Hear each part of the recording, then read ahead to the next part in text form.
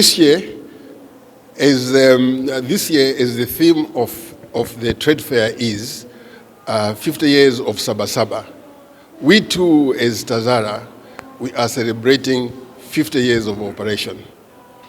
You may recall that Tazara started in 1976, 14th of July, and this is July 1926, so we've got 50 years of operations.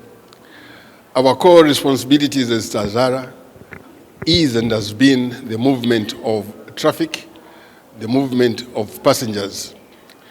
The Tazara came about mainly because of the challenges that our neighbors, Zambia, faced. Zambia faced a challenge of not able to reach the port because the port was closed. It was closed due to some politics that were played at the time. At the time, Tanzania and Zambia were supporting the liberation of all of Southern Africa. And in this support, there was a conflict between them and the Southern African countries. And therefore, it was necessary for Zambia to find a way out for its copper, for its oils, for its inputs, and for its exports. To do this, the two presidents, President Nyerere and President Kaunda, approached Mao Zedong, the president of China, for them to build a new line. The new line was built after the West declined to build it. The West thought that this would be a white elephant. I must say that for the 50 years, Tazara has been operating. We have been operating. We are still operating. However, due to the time, the infrastructure has deteriorated a little bit.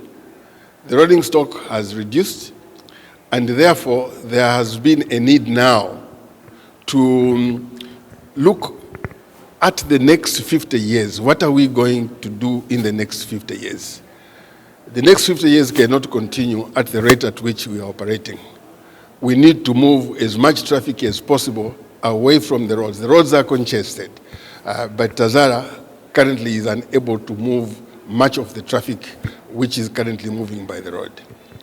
Therefore, we have entered into a PP, a private partnership with CCECC for them to rehabilitate the line and then to bring in new equipment and then to start operating. This concession is different from the other concessions in that the concessionaire is bringing in the funds to rehabilitate the line. The two governments don't have to put in any funds in the rehabilitation of the line, in the putting in of the equipment. All they will do is, first of all, after all they've done this, that's when they'll start operating.